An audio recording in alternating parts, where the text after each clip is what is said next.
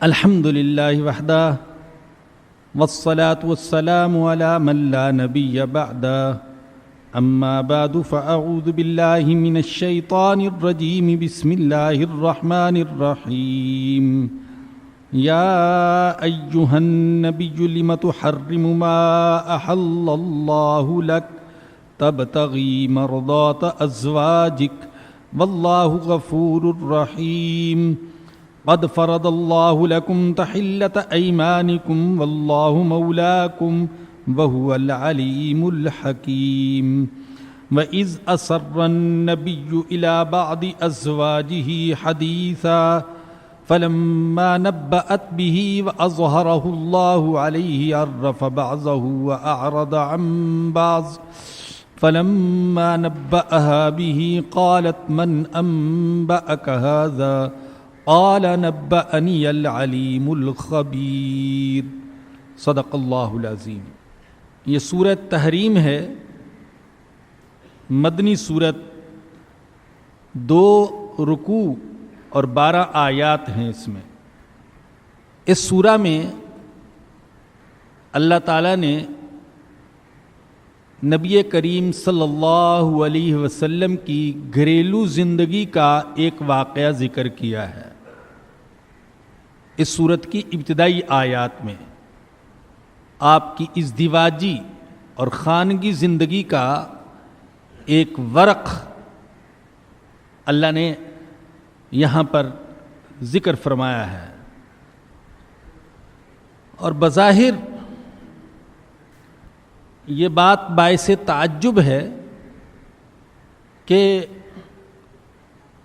آپ کی خانگی اور ذاتی زندگی اور پرائیویٹ زندگی کو ذکر کرنے کی کیا ضرورت تھی۔ کوئی بھی شخص یہ پسند نہیں کرتا کہ اس کی پرائیویٹ زندگی میں دخل دیا جائے، بلکہ قانون کی نظر میں اسے ایک جرم سمجھا جاتا ہے۔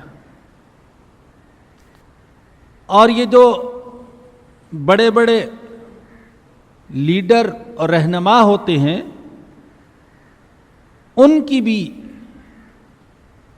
زندگی 2 حصوں میں تقسیم ہوتی ہے، ایک عوامی زندگی اور دوسری ان کی ذاتی زندگی، جسے ہم کہتے ہیں پبلک لائف اور پرائیویٹ لائف۔ 2 قسم کی زندگی۔ اور میں کبھی کبھی یہ کہہ دیا کرتا ہوں اور حقائق کی بنا پر کہتا ہوں کہ ان میں سے بہت سارے ایسے ہیں جن کی عوامی زندگی بڑی پرکشش ہوتی ہے، لیکن ذاتی زندگی میں اور خفیہ زندگی میں ان میں سے بعض بڑے خوفناک درندے، لٹیرے، چور، اچکے اور کردار کے اعتبار سے گھٹیا لوگ ہوتے ہیں۔ عوام کے سامنے وہ اپنے آپ کو پارسا، محب وطن اور غریبوں کے ہمدرد کے طور پر پیش کرتے ہیں، لیکن اگر ان بدبختوں کی خفیہ زندگی کی تحقیق کی جائے تو پتہ چلے گا کہ یہ کیسے غریبوں کے خون چوسنے والے، ان کے حقوق پر ڈاکہ ڈالنے والے اور خوف خدا سے عاری لوگ ہیں۔ اس لیے ان کی پرائیویٹ زندگی کبھی لوگوں کے سامنے نہیں آتی یا وہ آنے نہیں دیتے۔ یورپ میں تو آپ کو پتہ ہے کہ اب یہ بھی ہو رہا ہے کہ جو پرائیویٹ زندگی ہے اس کو بعض اوقات بیچا جاتا ہے، کہانیاں فروخت کی جاتی ہیں اور اس کے بدلے میں بڑی بڑی رقمیں لی جاتی ہیں۔ جتنا بڑا کوئی لیڈر یا اداکار، کھلاڑی، تاجر یا کسی بھی ایسے شعبے سے تعلق رکھتا ہو کہ عوام میں مشہور ہو، تو ان میں سے بعض اپنی خفیہ زندگی کو بیچتے ہیں اور اس کہانی کے بدلے میں بڑی بڑی رقمیں وصول کرتے ہیں۔ لیکن ایک انسان ایسا تھا انسانوں کے لیے باعث فخر، انسانیت کے لیے باعث فخر، میرا اور آپ کا آقا اور کائنات کا آقا حضرت محمد الرسول اللہ صلی اللہ علیہ وسلم، جن کی ساری زندگی عوامی زندگی تھی، ساری زندگی پبلک لائف تھی، ساری زندگی کھلی ہوئی کتاب تھی، ساری زندگی سب کے سامنے، زندگی کا کوئی حصہ آپ نے لوگوں سے، اپنی امت سے مخفی اور پوشیدہ نہیں رکھا۔ آپ کے ساتھ جن کا تعلق تھا ان سب کو اجازت تھی کہ جو دیکھو وہ بیان کر دو، جو سنو وہ بیان کر دو۔ ایک صحابی نے عرض کیا، یا رسول اللہ صلی اللہ علیہ وسلم، آپ کی زبان مبارک سے جو کلمات ارشاد ہوتے ہیں وہ ہم لکھ لیتے ہیں، حالانکہ آپ کبھی خوشی میں ہوتے ہیں، کبھی غمی کی حالت ہوتی ہے، کبھی غصہ ہوتا ہے، کبھی طبیعت میں بشاشت ہوتی ہے، کبھی فاقہ ہوتا ہے، کبھی پیٹ بھرا ہوتا ہے۔ ظاہر ہے کہ انسان پر حالات کا اثر ہوتا ہے، تو کہیں ایسا نہ ہو کہ ہم ہر بات لکھ کر غلطی کا ارتکاب کر رہے ہوں، تو ہمیں بتا دیا جائے کہ کون سی بات لکھی جائے اور کون سی بات نہ لکھی جائے۔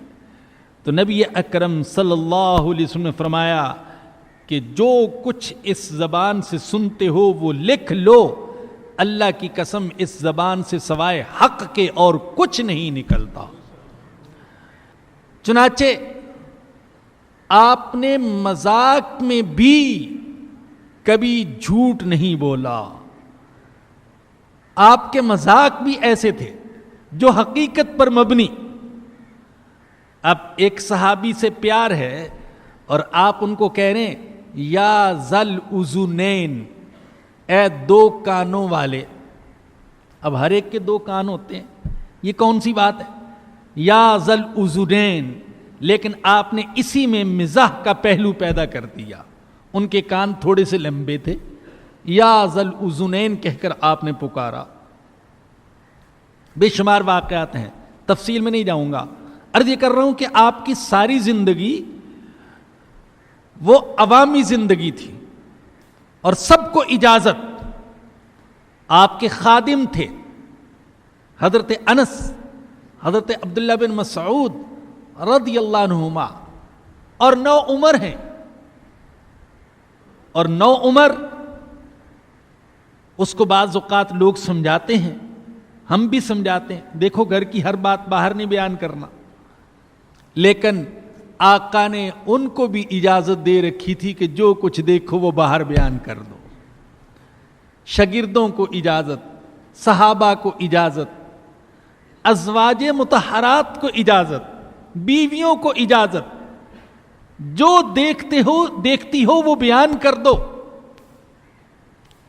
عائشہ جو دیکھتی ہو وہ بیان کر دو، خدیجہ جو کچھ دیکھتی ہو وہ بیان کر دو، حفصہ میں گھر میں جیسے رہتا ہوں امت کو بتا دو، میمونہ میں تمہارے ساتھ جو سلوک کرتا ہوں یہ میری امت کو بتا دو، چھپانے کی ضرورت نہیں ہے۔ قربان جائیے حضرت خدیجہ اور حضرت عائشہ کے شوہر پر اور حضرت فاطمہ کے ابا پر اور حضرات حسنین کے نانا پر اور حضرت علی کے سسر پر۔ www.darsequran.com اور حضرت ابوبکر صدیق کے داماد پر۔ قربان جائیے کہ سب کو اجازت، ارے جو دیکھتے ہو امت کو بتا دو، اس لیے کہ امت کو صرف یہ حکم نہیں دیا گیا تھا کہ تم مسجد میں نماز پڑھنے کے لیے میرے نبی کی زندگی دیکھو، روزے رکھنے کے لیے میرے نبی کی زندگی کو دیکھو، اور حج کرنے کے لیے میرے نبی کی زندگی کو دیکھو، اور جہاد کرنے کے لیے میرے نبی کی زندگی کو دیکھو۔ امت کو یہ حکم دیا گیا تھا کہ تم یہ دیکھو کہ میرا نبی بیویوں کے ساتھ کیا سلوک کرتا ہے، بچوں کے ساتھ کیا برتاؤ کرتا ہے، میرا نبی تجارت کیسے کرتا ہے، میرا نبی حکمرانی کیسے کرتا ہے، میرا نبی سپہ سالاری کیسے کرتا ہے، میرا نبی بازار میں کیسے ہے، میرا نبی گھر میں کیسے ہے۔ تو اس لیے آپ نے اپنے تمام اہل تعلق کو اجازت دے رکھی تھی کہ میری زندگی کو میری امت کے سامنے بیان کر دو۔ دوسری بات یہ ذہن میں رکھیے کہ حضور اکرم صلی اللہ علیہ وسلم انسان تھے، اس میں شک نہیں، بے مثال انسان تھے۔ آپ کی مثال نہ آپ سے پہلے ملتی ہے اور نہ آپ کے بعد مل سکے گی۔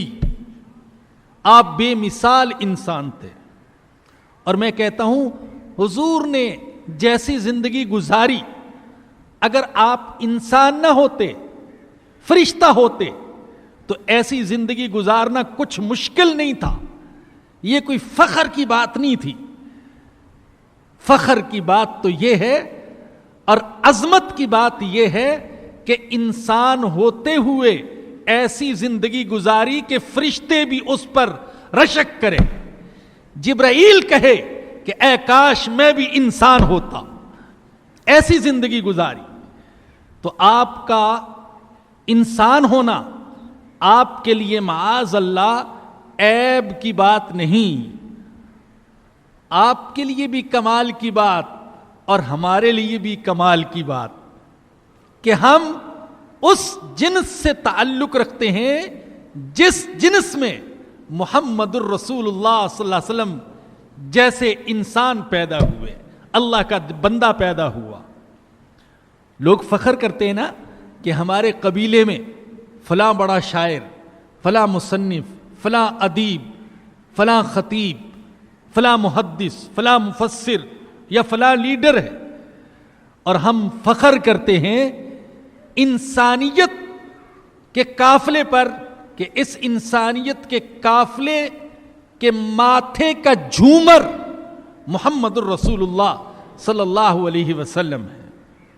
آپ انسان تھے، آپ کے ساتھ انسانوں والے تقاضے بھی تھے، بھوک بھی لگتی تھی، پیاس بھی لگتی تھی، بیمار بھی ہوتے تھے، غصہ بھی آتا تھا، مذاق بھی کرتے تھے، شہوت بھی تھی۔ اللہ نے آپ کو دوسروں سے زیادہ شہوت وہ عطا کی تھی۔ جو انسانی تقاضے ہیں اور انسانی لوازم ہیں وہ آپ کے اندر تھے۔ آپ کی بیویاں بھی انسان تھیں اور انسانی جذبات ان کے اندر پائے جاتے تھے۔ ہم یہ مت سوچیں کہ آپ کی بیویاں انسان نہیں تھیں یا انسانی جذبات سے عاری ہو چکی تھیں، نہیں، وہ انسان تھیں اور انسانی جذبات پوری طرح ان کے اندر پائے جاتے تھے۔ اس لیے بعض اوقات آپس میں نوک جھونک بھی ہو جاتی تھی، ایسے واقعات بھی ملتے ہیں، اور ان میں سے ہر ایک کی خواہش یہ بھی ہوتی تھی کہ میرے شوہر سب سے زیادہ مجھ سے محبت کرے۔ جب شوہر محمد الرسول اللہ صلی اللہ علیہ وسلم جیسا ہو تو پھر بیویوں میں سے ہر ایک کے دل میں یہ خواہش کیوں نہ پیدا ہوگی کہ سب سے زیادہ توجہ میری طرف ہو۔ تو محبت کی پیاسی بھی تھی، اپنے شوہر کی محبت کی پیاسی، جو شوہر ہی نہیں پیغمبر بھی تھے، رہبر بھی تھے، رہنما بھی تھے، مرشد بھی تھے، مربی بھی تھے، شیخ بھی تھے، معلم بھی تھے، استاد بھی تھے، تو دل میں یہ خواہش بھی ہماری طرف توجہ زیادہ ہو. آپس میں بعض اوقات رشک کے واقعات، نوک جھونک کے واقعات وہ ملتے ہیں. تو اللہ نے یہاں پر اس سورت کے آغاز میں حضور اکرم صلی اللہ علیہ وسلم کی اس ازدواجی زندگی کا ایک واقعہ بیان کیا. لیکن اس سے پہلے اپنی یادداشت کے لیے سن لیجئے، اور جو حضرات کیسٹ کے ذریعے یا نیٹ کے ذریعے سے درس سنتے ہیں ان کے لیے ازواج مطہرات کے نام یاد رکھنا بھی آسان ہوگا. سب سے پہلے نبی اکرم صلی اللہ علیہ وسلم کے نکاح میں حضرت خدیجہ بنت خویلد آئیں رضی اللہ تعالی عنہ، اور حضور اکرم صلی اللہ علیہ وسلم ان کی وفات کے بعد بھی انہیں یاد کیا کرتے تھے. حضور نے اپنی بھرپور زندگی ایسی خاتون کے ساتھ گزار دی جو عمر میں تقریباً آپ سے دگنی. پھر آپ نے ان کے انتقال کے بعد حضرت سودا بنت زمعہ سے، پھر سیدہ عائشہ بنت ابی بکر صدیق سے، پھر حضرت حفصہ بنت عمر سے، پھر زینب بنت خزیمہ سے، پھر حضرت ام سلمہ سے، پھر زینب بنت جہش سے، پھر جویریہ بنت حارث سے، اور پھر حضرت ام حبیبہ سے، اور پھر حضرت صفیہ بنت حیی بن اخطب سے، اور پھر حضرت میمونہ بنت حارث رضی اللہ تعالی عنہن، ان سے آپ نے شادیاں فرمائیں.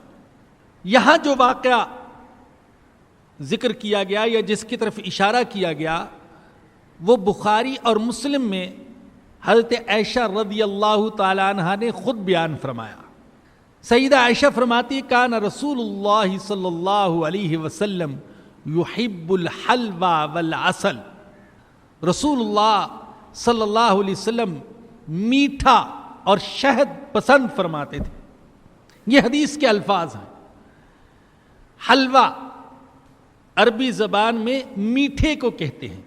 یہ جو ہمارا حلوہ ہے سوجی سے بنا ہوا، اس کو حلوہ خاص طور پر نہیں کہتے، بلکہ ہر میٹھی چیز کو حلوہ کہہ دیا جاتا ہے.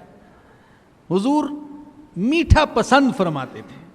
بہت سے لوگ مولویوں کو طعنہ دیتے ہیں کہ مولوی حلوہ پسند کرتے ہیں، اور میں نے تو اپنی آنکھوں سے دیکھا ہے کہ کھاتے خود ہیں اور بدنام مولویوں کو کرتے ہیں. اللہ ان کو ہدایت دے. مولویوں کو بدنام کرنے کا کوئی موقع ہاتھ سے جانے نہیں دیتے ہیں. مولانا احتشام الحق تھانوی نور اللہ مرقدہ کے بارے میں سنا ہے، وہ فرمایا کرتے تھے کہ کھجلی کی بہت ساری قسمیں ہیں. ایک کھجلی وہ ہے جو لوگوں کے ذہن میں، دماغ میں مولوی کو دیکھ کر ہوتی ہے. تو بہرحال ہوتی رہے بھائی، اللہ پاک ہی اس کا علاج کرنے والا ہے. تو اگر کسی کو، مولوی کو حلوہ یا میٹھا پسند ہے تو ایسی کوئی قابل نفرت بات بھی نہیں ہے. حدیث میں آگے خود رسول اللہ صلی اللہ علیہ وسلم کو بھی حلوہ پسند تھا، لیکن میں نے عرض کیا کہ حلوہ کا معنی یہاں میٹھا ہے. رسول اللہ صلی اللہ علیہ وسلم فرماتی ہیں کہ میٹھا اور شہد پسند فرماتے تھے، اور عصر کی نماز جب پڑھ کر فارغ ہوتے تو آپ کی عادت مبارکہ یہ تھی کہ اپنی ازواج مطہرات میں سے سب کے پاس تشریف لے جاتے، ان کی ضروریات معلوم کرتے، ان کا حال پوچھتے. بعض ازواج نے محسوس کیا، اللہ اکبر، کہ حضور حضرت زینب بنت جہش کے گھر میں دوسروں کے مقابلے میں کچھ زیادہ دیر ٹھہرتے ہیں.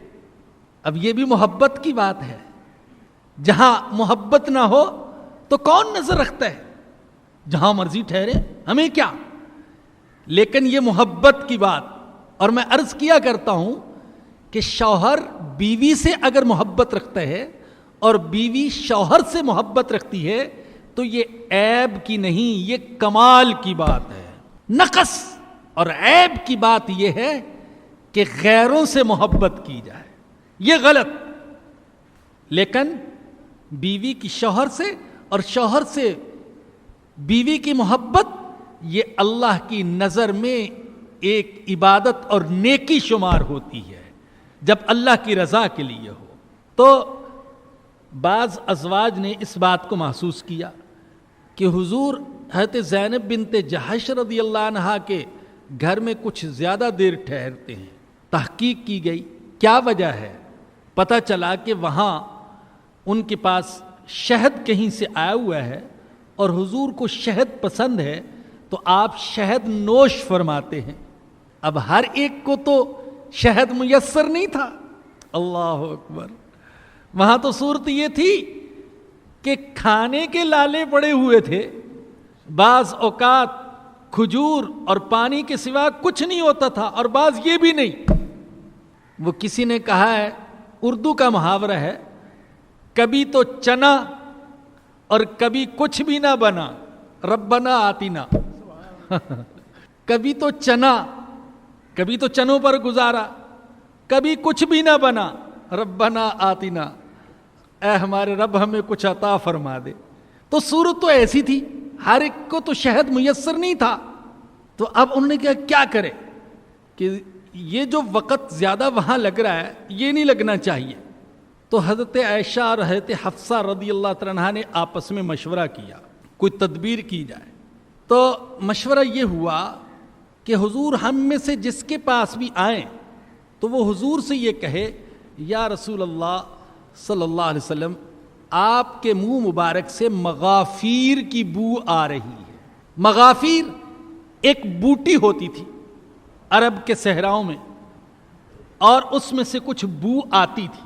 آپ جانتے ہیں کہ شہد کی مکھی جس قسم کے پھولوں سے شہد چوستی ہے اس کا ذائقہ شہد کے اندر آ جاتا ہے.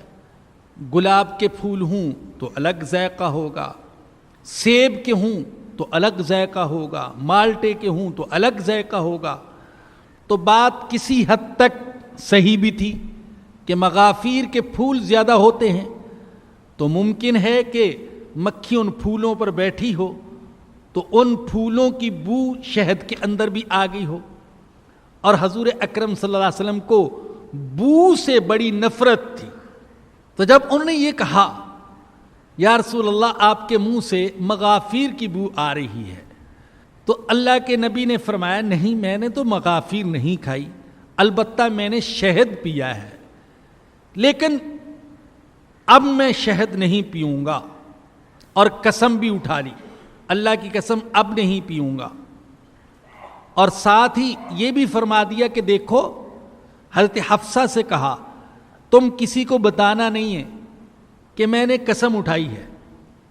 بعض حضرات نے یہ واقعہ بیان کیا ہے، بعض حضرات نے ایک اور واقعہ بیان کیا ہے، لیکن سارے واقعات بیان کرنے کی ضرورت نہیں، آپ اسی کو ذہن میں رکھ لیجئے. حضرت حفصہ رضی اللہ تعالیٰ عنہا اس بات کو چھپا نہ سکی.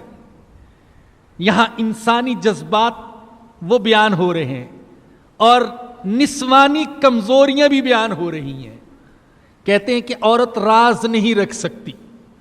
بعض لوگ کہتے ہیں اگر کسی بات کو مشہور کرنا ہو تو کسی عورت کو بتلایا جائے اور ساتھ ہی یہ تاکید بھی کر دی جائے کہ کسی کو بتانا نہیں ہے، تو امید ہے کہ وہ بات بہت جلد مشہور ہو جائے گی. لیکن اگر آپ نے تاکید نہ کی تو پھر اس کے مشہور ہونے میں تھوڑی دیر لگ سکتی ہے، وہ سمجھے گی اس کی کوئی اہمیت نہیں. لیکن اگر اہمیت محسوس کرے گی تو اپنی پڑوسن کو، اپنی تعلق والی کو اسی تاکید کے ساتھ بتائے گی، دیکھو تمہیں خبر دے رہی ہوں لیکن تم کسی کو نہیں بتانا.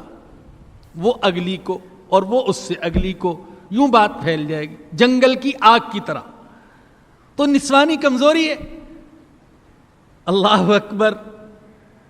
ام المؤمنین حضرت حفصہ رضی اللہ تعالیٰ عنہا اس راز کو راز نہ رکھ سکی اور انہوں نے حضرت عائشہ رضی اللہ تعالیٰ عنہا کو بتا دیا کہ حضور نے قسم اٹھا لی ہے، آج کے بعد میں شہد نہیں پیوں گا. اللہ نے اس پر فرمایا یا ایھا النبی لما تحرم ما احل اللہ لک، اے نبی، اللہ اکبر، ارے یہ پیار کا خطاب ہے اور پیار کا عتاب ہے۔ بعض اوقات کسی کو ڈانٹا جاتا ہے تو نفرت کی وجہ سے، اور بعض اوقات ڈانٹا جاتا ہے تو محبت کی وجہ سے، اور بعض منہ تو ایسے ہوتے ہیں کہ ان منہوں سے گالیاں بھی بھلی لگتی ہیں۔ اب پیار سے کہہ دے اپنی بیوی کو پگلی تو کیا وہ ناراض ہو جائے گی؟ اور وہ کہہ دے پگلا تو شوہر ناراض ہو جائے گا؟ نہیں، وہ جانتے ہیں یہ محبت کا انداز ہے۔ اللہ نے یہ جو عتاب فرمایا، ناراضگی کا اظہار فرمایا، تو یہ محبت کا انداز ہے۔ یا ایھا النبی، اے نبی، لما تحرم ما احل اللہ لک، تو کیوں ایسی چیز کو حرام کرتے ہیں جس چیز کو اللہ نے تیرے لیے حلال کیا ہے؟ جس چیز کو اللہ نے آپ کے لیے حلال کیا آپ کیوں حرام کرتے ہیں؟ قربان جائیے اس عظیم انسان پر جس کی تربیت یوں ہوتی تھی کہ چھوٹی چھوٹی باتوں پر اللہ نظر رکھتا تھا اور اللہ سمجھاتا تھا، اللہ تربیت کرتا تھا۔ کسی کا پیر اور مرشد اس کی چھوٹی چھوٹی باتوں پر نظر رکھے اور تربیت کرے تو وہ کتنا خوش ہوگا۔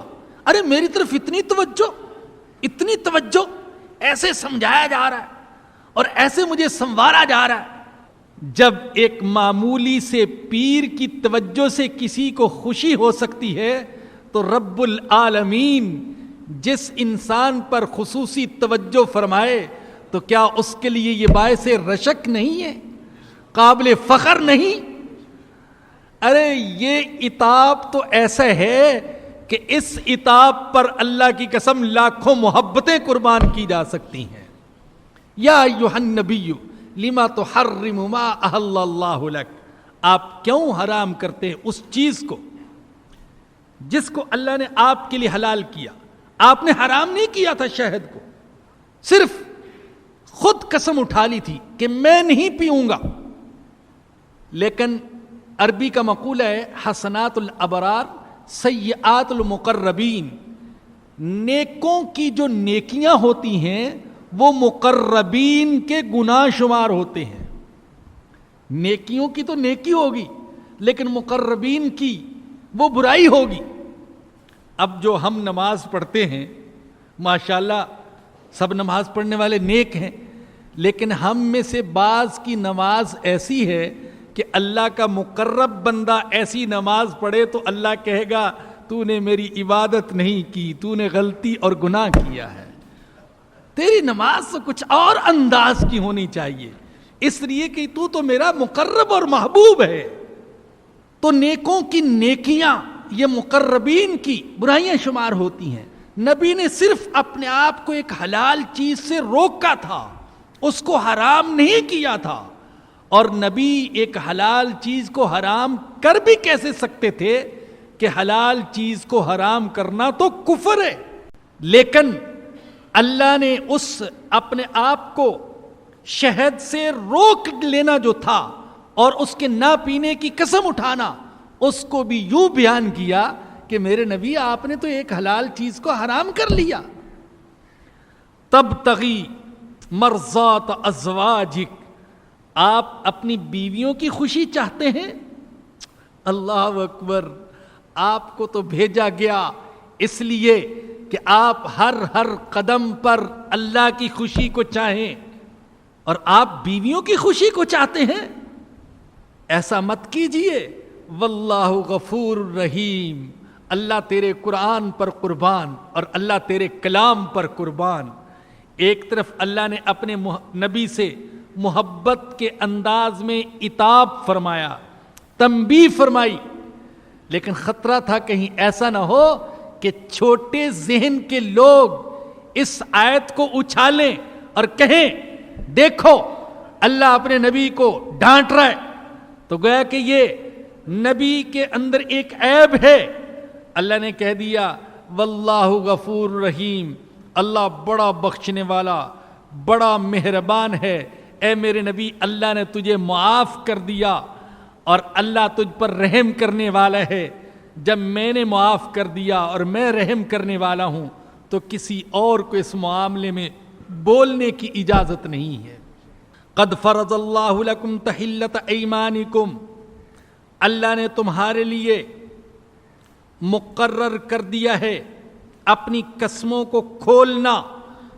اگر کوئی شخص قسم اٹھا لے اور قسم بھی ایسی ہو کہ حلال چیز سے اپنے آپ کو ہمیشہ کے لیے بچانے کے لیے یوں کہے کہ حلال چیز کو میں نے اپنے اوپر حرام کر لیا، تو ایسی قسم کا توڑنا ضروری۔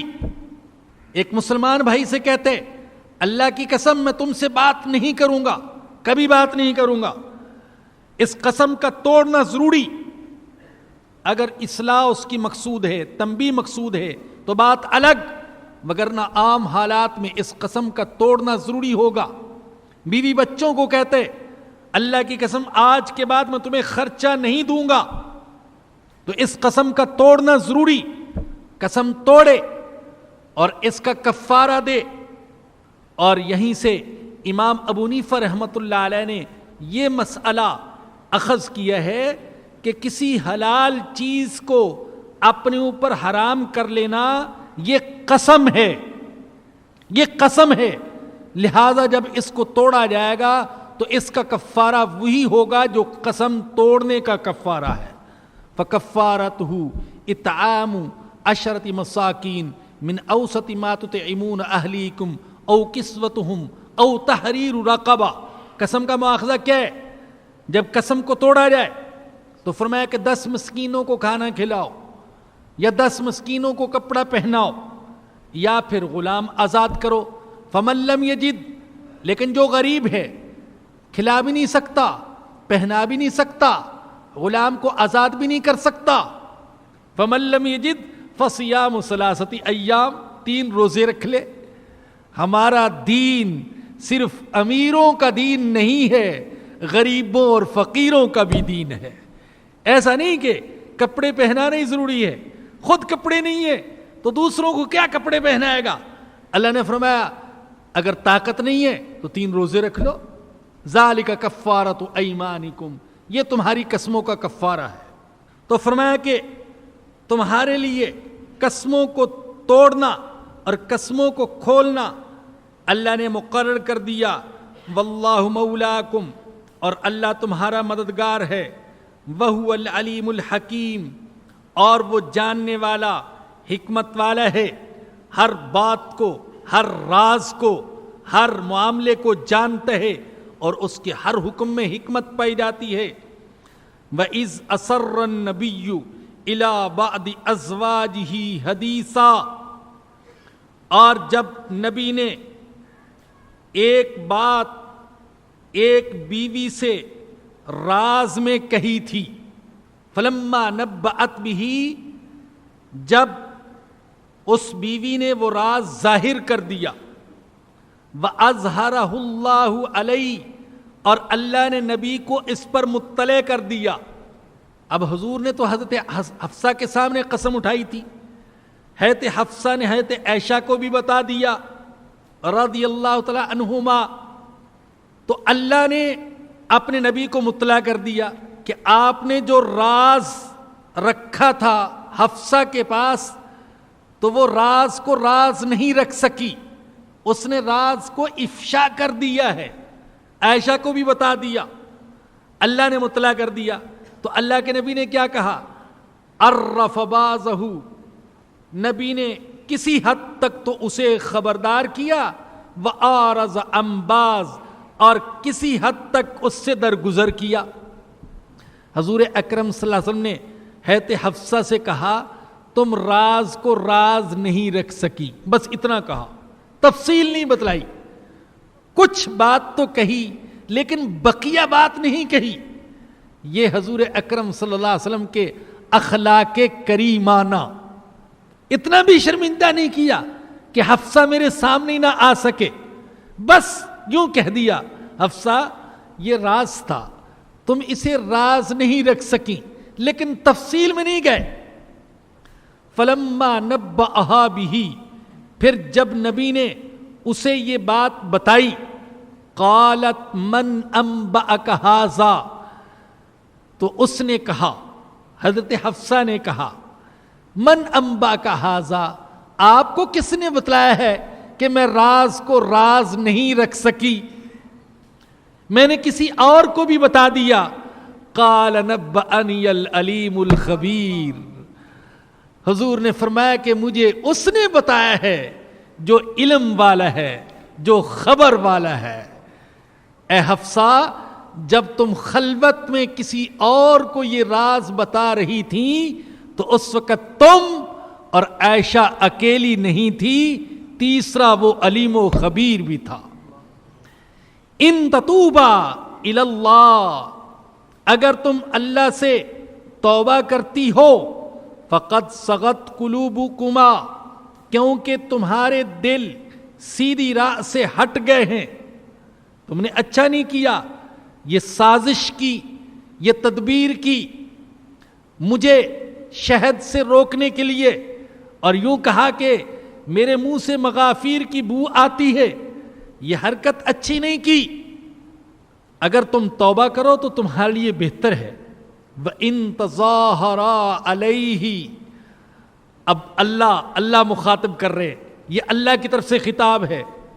اگر تم توبہ کر لو مجھ اللہ سے معافی مانگ لو، میرے نبی کے لیے یوں تم نے ایک تدبیر کی، تو اگر توبہ کر لو تو بہتر.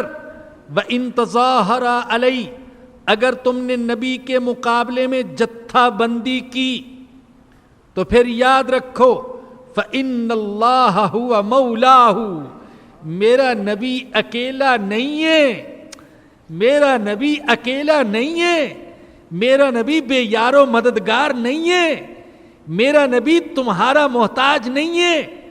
فَإِنَّ اللَّهَ هُوَ مَوْلَاهُ، یاد رکھو کہ اللہ اس کا مولا ہے. وَجِبْرِيلُ وَصَالِحُ الْمُؤْمِنِينَ وَالْمَلَائِكَةُ بَعْدَ ذَلِكَ ظَهِيرٌ، اور اس کے علاوہ جبریل اور سارے نیک مومن اور فرشتے میرے نبی کے مددگار ہیں. اللہ اکبر، کیا مقام مصطفیٰ ہے. قربان جائیے آقا کے قدموں کی خاک پر. ایسے نہیں کرنا تدبیر، آئندہ ایسی حرکت نہیں کرنا. اور آگے مزید تنبیہ، عسیٰ ربہ ان طلقکن، اگر نبی تم سب بیویوں کو طلاق دے دے تو ہو سکتا ہے ان یبدلہ ازواجا خیرا منکن، کہ اللہ اسے ایسی بیویاں عطا کر دے جو تم سے بہتر ہوں. اللہ اس پر قادر ہے. کسی گھمنڈ میں نہ آنا.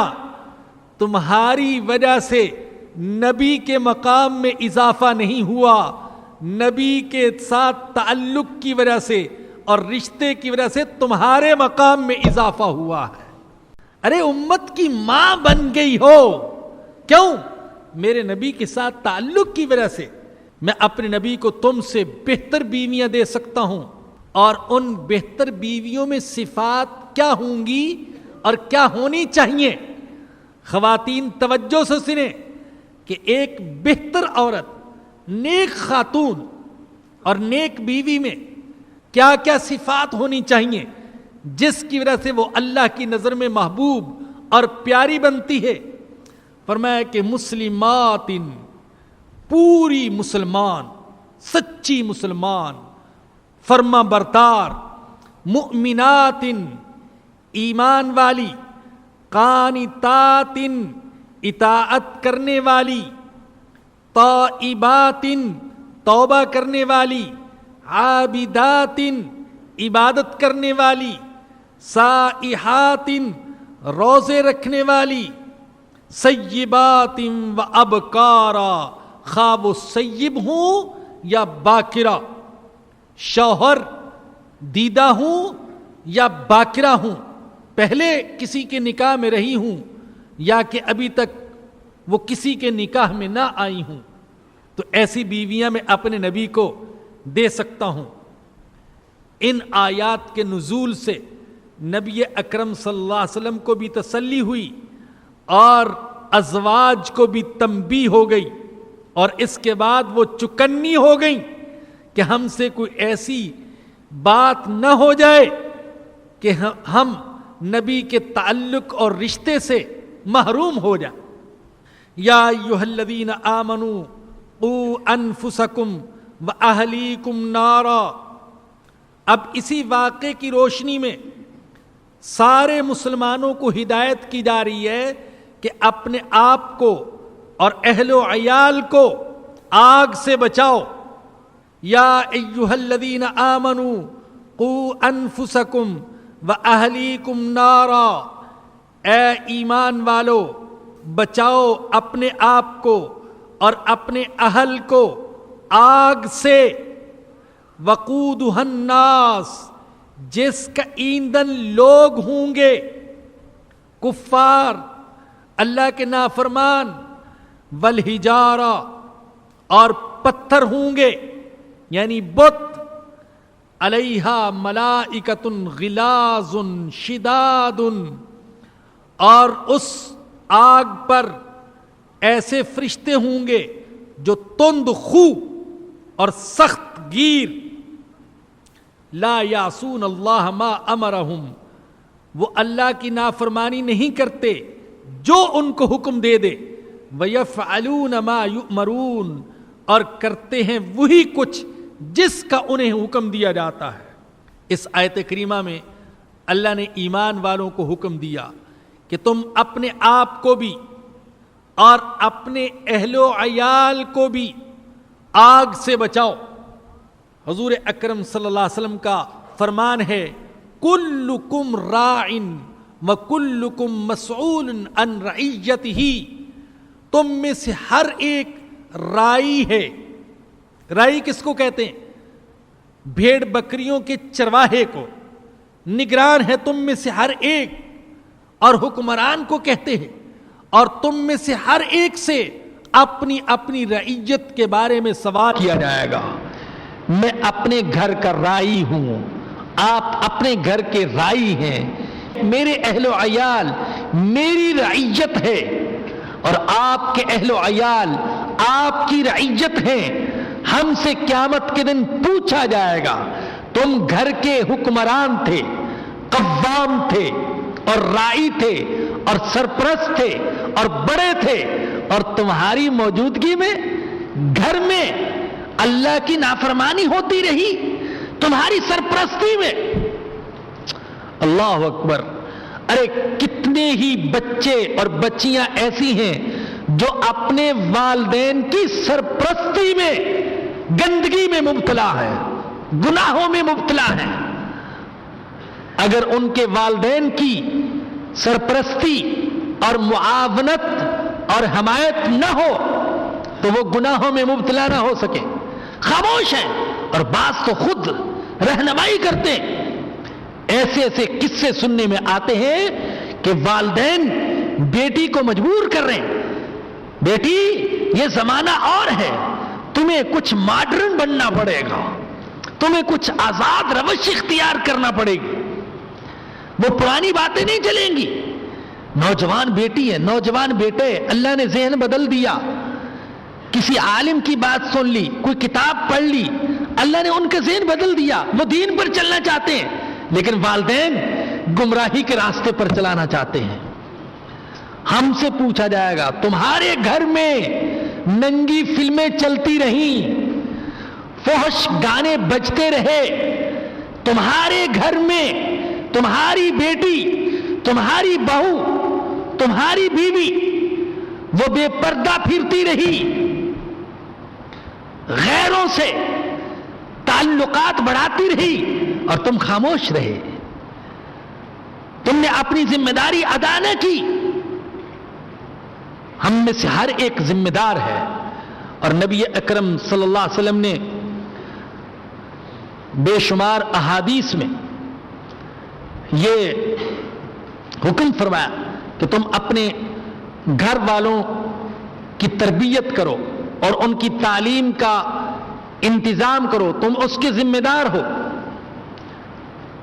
اور حضور اکرم صلی اللہ علیہ وسلم کی ایک حدیث ہے ترمذی میں، آپ نے فرمایا کہ باپ اپنی اولاد کو جو کچھ دیتا ہے ان میں سے سب سے اچھی چیز اچھی تربیت ہے، اس سے بہتر چیز کوئی نہیں ہے۔ آپ نے اپنے بیٹے کو بڑی ڈگریاں دلوائیں، بڑی گاڑی دلوا دی اور پوش علاقے میں بنگلہ بنا دیا، سب ٹھیک ہے، لیکن اگر آپ نے اچھی تربیت نہیں کی تو آپ نے اپنے بیٹے کو کچھ بھی نہیں دیا ہے، وہ کنگلا ہے، وہ اللہ اور اس کے رسول کی نظر میں خالی ہاتھ ہے، کچھ بھی نہیں اس کے پاس۔ اچھی تربیت سے بڑھ کر کوئی چیز نہیں جو ایک باپ اپنی اولاد کو عطا کرتا ہے۔ اور نبی اکرم صلی اللہ علیہ وسلم نے فرمایا، حضرت عبداللہ بن عمر سے روایت ہے، فرمایا کہ اپنی اولاد کو 7 سال کی عمر میں ہی نماز کی تلقین کرنا شروع کر دو۔ 7 سال کا بچہ ہے لیکن فرمایا کہ ابھی سے تلقین کرنا شروع کر دو، اور 10 سال کی عمر میں اب تو کچھ تنبیہ بھی کر سکتے ہو نماز اگر نہیں پڑھتا، تاکہ بالغ ہونے سے پہلے پہلے وہ نمازی بن چکا ہو۔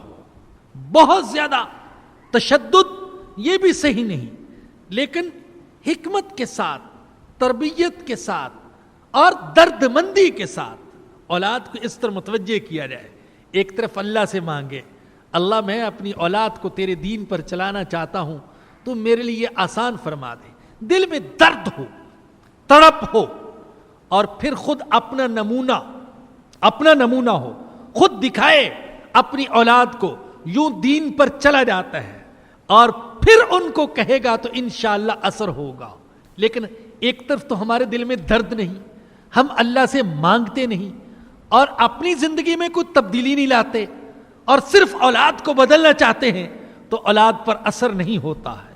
تو فرمایا کہ اپنے آپ کو بھی بچاؤ اور اپنے گھر والوں کو بھی بچاؤ، اور آگے فرمایا یا ایھا الذین کفروا لا تعتذروا اليوم، جب کافر اس جہنم کے پاس پہنچیں گے تو عذر پیش کریں گے۔ اللہ فرمائیں گے کہ اے کافرو، آج معذرت پیش نہ کرو، آج توبہ نہ کرو، آج کوئی عذر قبول نہیں کیا جائے گا۔ انما تجزون ما کنتم تعملون، تم کو بدلہ دیا جائے گا، جو کچھ تم کرتے رہے اس کا بدلہ دیا جائے گا۔ یا ایھا الذین آمنوا توبوا الی اللہ توبۃ نصوحا۔ اب سوال یہ ہے کہ اہل ایمان اپنے آپ کو اور اپنے اہل و عیال کو آگ سے کیسے بچائیں؟ تو اس کا ایک ہی راستہ ہے، اور وہ ہے توبہ کا راستہ۔ توبہ کریں، توبۃ نصوح۔ توبۃ نصوح کا معنی کیا؟ خالص توبہ۔ ویسے نصوح کا معنی ہے نصیحت کرنے والا، ایسی توبہ جو مسلسل نصیحت کرتی رہے، ایسی توبہ جو مسلسل یاد دہانی کراتی رہے اور گناہوں سے باز رکھے، ایسی توبہ کرو۔ علماء کہتے ہیں توبۃ نصوح یہ ہے کہ فی الوقت گناہوں سے فوری طور پر رک جائے اور ماضی میں جو کچھ ہوا اس پر شرمندہ اور نادم ہو، اور آئندہ گناہ نہ کرنے کا عزم کرے۔ یہ 3 ہی زمانے ہیں، ماضی، حال اور مستقبل۔ ماضی میں جو کچھ ہو چکا اس پر نادم ہو، اس پر روئے، گڑ گڑائے، اللہ سے معافی مانگے، اور حال میں گناہوں سے رک جائے، اور مستقبل میں گناہ نہ کرنے کا عزم کرے۔ لیکن ہو سکتا ہے مستقبل میں پھر ہو جائے، تو پھر توبہ کر لے۔ اللہ نے توبہ کا دروازہ بند تو نہیں کیا۔ ارے اللہ کے بندو، میں عرض کیا کرتا ہوں، شاید پہلے بھی عرض کر چکا، ہو سکتا ہے محبت کرنے والا باپ کسی وجہ سے تنگ آ کر اپنے بیٹے کے لیے گھر کا دروازہ بند کر دے، لیکن رحمان و رحیم اللہ اپنے گناہگار بندوں کے لیے توبہ کا دروازہ بند نہیں کرتا ہے. جب تک وہ موت کو سامنے نہیں دیکھ لیتا تب تک اس کے لیے موت کا دروازہ بند نہیں ہوتا. اور جب تک سورج مشرق کی بجائے مغرب سے طلوع نہیں ہو جاتا اس وقت تک توبہ کا دروازہ بند نہیں ہوگا. اور میرے بزرگوں اور دوستو، یہ رمضان کا مہینہ آنے والا ہے، یہ توبہ کا مہینہ ہے، یہ استغفار کا مہینہ ہے. رمضان میں جو چیز سب سے زیادہ کرنے کی ہے وہ توبہ ہے. اللہ سے معافی مانگے، استغفار کرے. اللہ کے نبی نے لیلۃ القدر میں بھی جو دعا پڑھنے کی تلقین کی ہے وہ کون سی دعا ہے؟ اللہم انک عفو تحب العفو فاعف عنی. اے اللہ تو معاف کرنے والا ہے اور تو معاف کرنے کو پسند کرتے ہے، تو اللہ مجھے معاف فرما دے.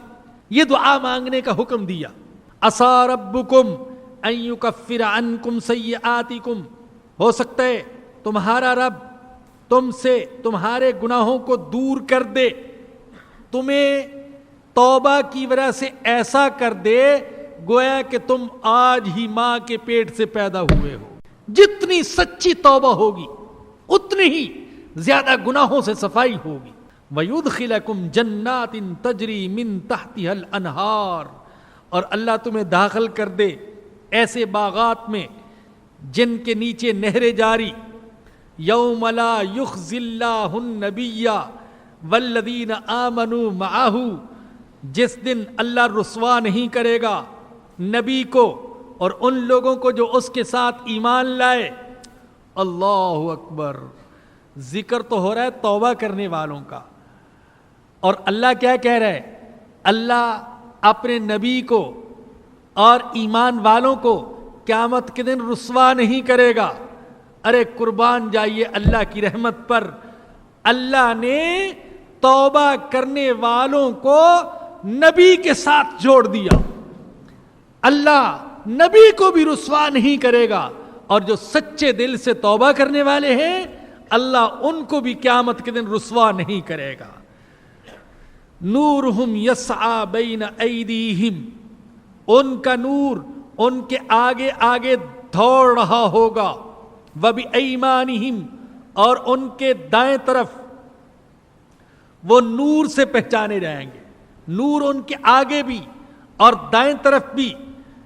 یقولون. وہ کہیں گے ربنا اتمم لنا نورنا. اے ہمارے رب تو ہمارے لیے ہمارے نور کو مکمل فرما دے. اللہ دعا سکھا رہا ہے، تم دعا مانگو مجھ سے. کیا مانگو؟ اے ہمارے رب ہمارے لیے ہمارے نور کو مکمل فرما دے. واغفر لنا. اور ہمیں معاف فرما دے. جب دعا اللہ سکھائے گا تو قبول بھی اللہ ہی فرمائے گا. یہ سکھانا اس بات کی دلیل کہ اللہ اس دعا کو ضرور قبول کرے گا. انک علی کل شیء قدیر.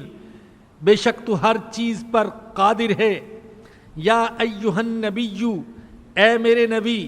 جاہد الکفار والمنافقین. آپ جہاد کریں کافروں کے ساتھ اور منافقوں کے ساتھ. وغلظ علیہم. اور ان کے ساتھ سختی سے پیش آئیں.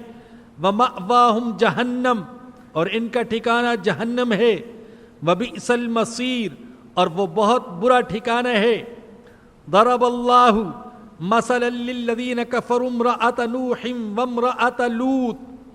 اللہ بطور مثال پیش کرتا ہے کافروں کے لیے نوح کی بیوی کو اور لوط کی بیوی کو. توبہ، ایمان اور کفار کے ساتھ جہاد کے بعد اہل کفر کے لیے اور اہل ایمان کے لیے اللہ نے دو مثالیں بیان فرمائیں.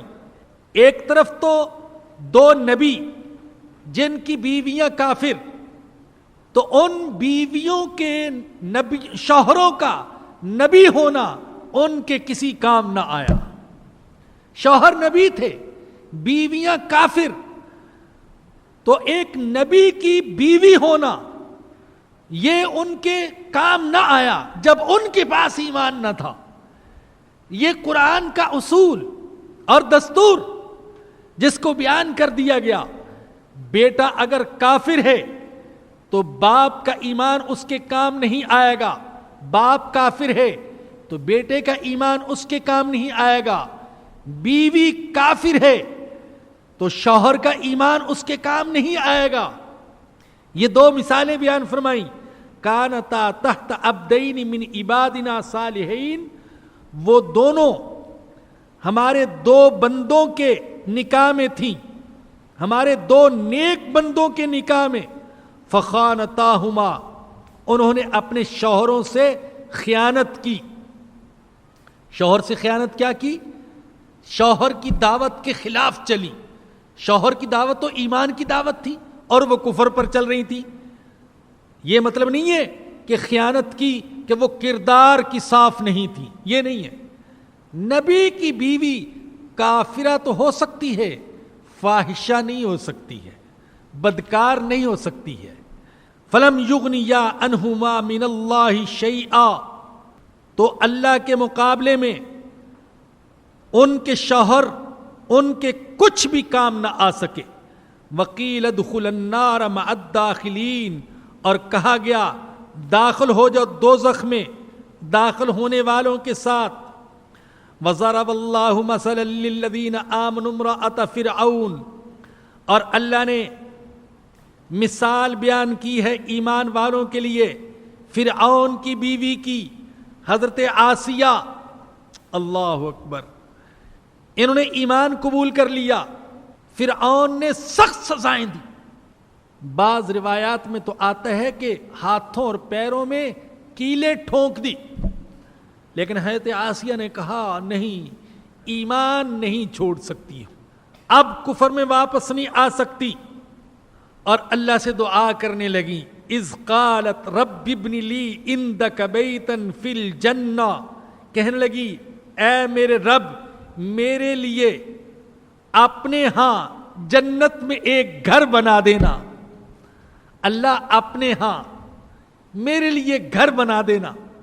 بعض حضرات کہتے ہیں محبت کی بنا پر کہہ رہی ہیں، اللہ سے محبت کی بنا پر اللہ اپنے پاس اپنے ہاں میرے لیے ایک گھر بنا دینا.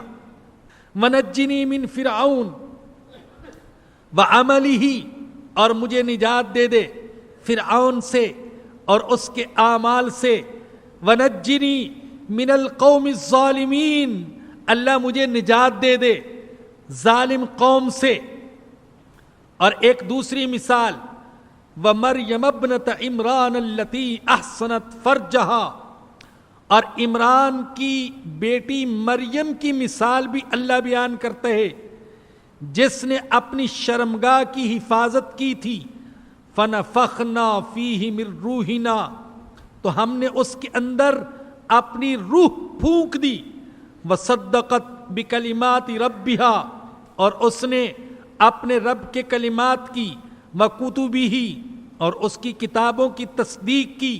وکانت من القانتین، اور وہ اطاعت گزار لوگوں میں سے تھی. اللہ پاک ساری ماؤں بہنوں بیٹیوں کو اور ہم کو بھی اللہ کے اطاعت گزار بندوں اور بندیوں میں سے بننے کی توفیق عطا فرمائے. وآخر دعوانا الحمدللہ رب العالمین. ایک اعلان تو یہ ہے کہ رمضان المبارک میں انشاءاللہ پچھلے سال کی طرح نماز ظہر کے فوراً بعد درس ہوا کرے گا. آپ حضرات ابھی ہی سے ساتھیوں کو دعوت دینا شروع کر دیں اور رمضان کے درس کا خصوصی اہتمام فرمائیں. خود بھی وقت نکالیں اور زیادہ سے زیادہ ساتھیوں کو لانے کی کوشش کریں. دوسرا اعلان یہ ہے کہ رمضان المبارک کے سحر و افطار کے عام طور پر کیلنڈر شائع کیے جاتے ہیں. ہمارے دوستوں نے بڑی محنت کے ساتھ بہت ہی خوبصورت ڈیزائن بنا کر سحر و افطار کا کیلنڈر تیار کیا ہے، لیکن وہ کیلنڈر اس انداز سے تیار کیا گیا کہ رمضان کے گزرنے کے بعد اگر چاہیں تو سحر و افطار والے حصے کو الگ کر لے تو وہ بقیہ سال بھی کام آ سکتا ہے. الحمدللہ رب العالمین والصلاة والسلام على سيد الأنبياء والمرسلين ربنا ظلمنا أنفسنا وإن لم تغفر لنا وترحمنا لنكونن من الخاسرين یا رحمان یا رحیم یا غفور یا ستار یا کریم، اپنے فضل و کرم سے ہمارے صغیرہ کبیرہ گناہوں کو معاف فرما دے۔ اللہ ہمیں مانگنا نہیں آتا، تو مانگنے کا ڈنگ عطا فرما دے۔ یا اللہ اس طرح مانگنے کی توفیق عطا فرما کہ تو ہماری دعائیں قبول فرما لے۔ اللہ یوں دعا کرنے کی توفیق عطا فرما کہ تو ہم سے راضی ہو جائے۔ یا اللہ ہم سچے دل سے توبہ کرتے ہیں، تو ہماری توبہ کو قبول فرما لے۔ اللہ تو کرم فرما دے۔ اللہ ہمارے نامہ اعمال سے گناہوں کو مٹا دے۔ اللہ معاف فرما دے۔ اللہ رحم فرما دے۔ اللہ جو زندگی باقی وہ تیرے حکموں کے مطابق گزارنے کی توفیق عطا فرما دے۔ اللہ ماہ مبارک آ رہا ہے، اللہ ہمیں ماہ مبارک نصیب فرما، اور ماہ مبارک میں نیکیوں کا جو موسم بہار ہے یا اللہ اسے لوٹنے کی، اس سے استفادہ کرنے کی توفیق عطا فرما۔ اللہ کرم فرما دینا، اللہ رحم فرما دینا، اللہ رمضان کا حق ادا کرنے کی توفیق عطا فرما دینا۔ اللہ ہماری ساری پریشانیوں کو دور فرما۔ اللہ جائز ضروریات غیب کے خزانوں سے پوری فرما۔ اللہ ہم میں سے جو بے روزگار ہیں ان کو روزگار عطا فرما، جو بے اولاد ہیں ان کو نیک اولاد عطا فرما، جو صاحب اولاد ہیں ان کی اولاد کو نیک بنا۔ اللہ ہمارے مرحومین کی مغفرت فرما، ان کے گناہوں کو معاف فرما اور نیکیوں کو قبول فرما۔ اللہ بڑا بدترین اور خوفناک دور ہے، اللہ ہماری حفاظت فرما، ہماری جان کی، ہمارے ایمان کی، ہمارے مال کی، ہماری عزت و آبرو کی، ہمارے گھر کی، ہمارے اہل و عیال کی اللہ حفاظت فرما۔ اللہ تو ہی حفاظت فرما، اللہ تجھ سے بڑھ کر کوئی محافظ نہیں۔ یا سلام یا مؤمن یا مہیمن، تو حفاظت فرما۔ اللہ تو ہی حفاظت فرمانا، شیطان سے، حاسدوں سے، دشمنوں سے، ڈاکوؤں سے، دہشت گردوں سے، چوروں اور لٹیروں سے اللہ حفاظت فرمانا، اللہ حفاظت فرمانا۔ اللہ تو دشمنوں کی سازشوں کو جانتا ہے، ہم نہیں جانتے، اللہ تو حفاظت فرمانا۔ اللہ خاتمہ ایمان پر فرمانا، اور قیامت کے دن حضور اکرم صلی اللہ علیہ وسلم کی شفاعت نصیب فرمانا۔ ربنا آتنا فی الدنیا حسنۃ وفی الآخرۃ حسنۃ وقنا عذاب النار۔ ربنا تقبل منا انک انت السمیع العلیم وتب علینا انک انت التواب الرحیم۔ صلی اللہ تعالی علی رسولہ وخیر خلقہ سیدنا و مولانا محمد وآلہ وصحبہ واہل بیتہ اجمعین، آمین برحمتک یا ارحم الراحمین۔